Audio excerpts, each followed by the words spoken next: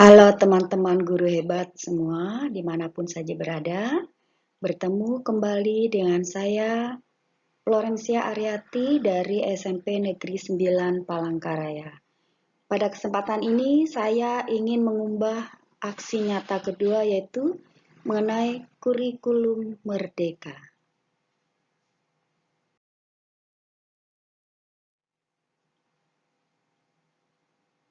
Mengapa kurikulum perlu berubah?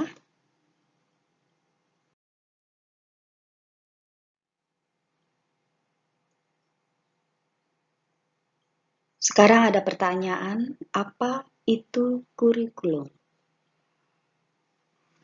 Pengertian kurikulum tercantum dalam Undang-Undang Nomor 20 Tahun 2003 tentang Sistem Pendidikan Nasional Pasal 1/19, yaitu kurikulum adalah seperangkat rencana dan pengaturan mengenai tujuan, isi, dan bahan pelajaran, serta cara yang digunakan sebagai pedoman penyelenggaraan kegiatan pembelajaran untuk mencapai tujuan pendidikan tertentu.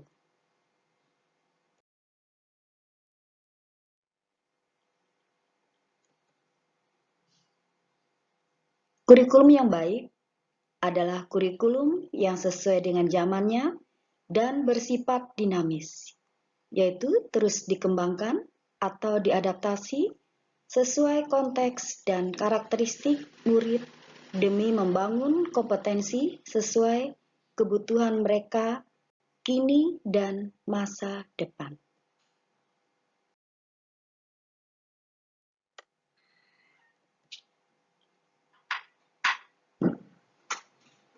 Fungsi kurikulum.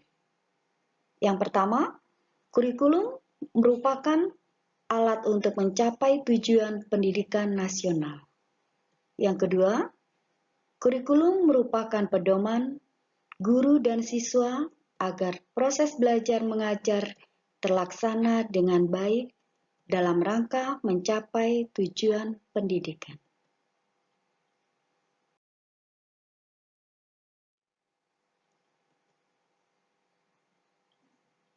Mengapa kurikulum perlu diubah?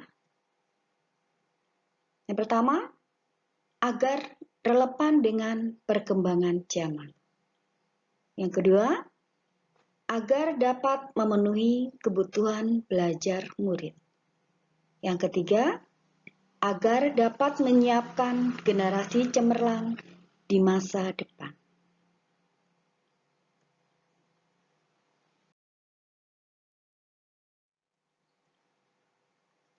Saat ini pengetahuan dan teknologi berkembang dengan sangat pesat.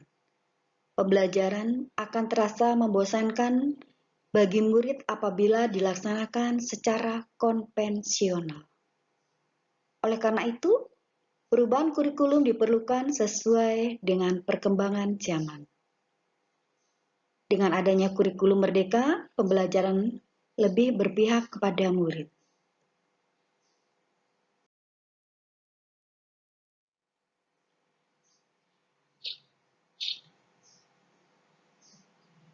Mengapa kita perlu melakukan adaptasi terhadap kurikulum? Kurikulum memang dirancang oleh pemerintah pusat, namun murid memiliki kebutuhan yang berbeda-beda sesuai dengan lingkungannya.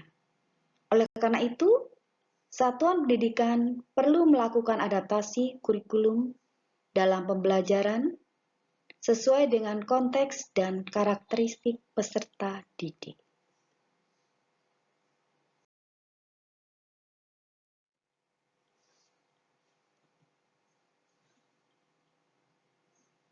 Kesimpulannya, yang pertama, kurikulum perlu mengalami perubahan sesuai dengan perkembangan zaman.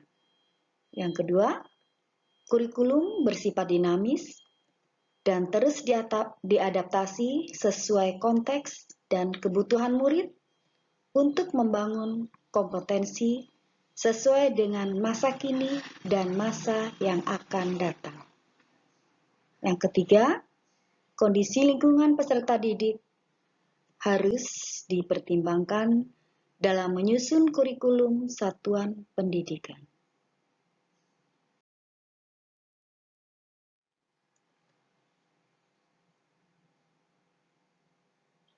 Pendidikan memberi tuntunan atau menuntun terhadap segala kekuatan kodrat yang dimiliki anak agar ia mampu mencapai keselamatan dan kebahagiaan yang setinggi-tingginya, baik sebagai manusia maupun anggota masyarakat, menurut Bapak Ki Hajar Dewantoro.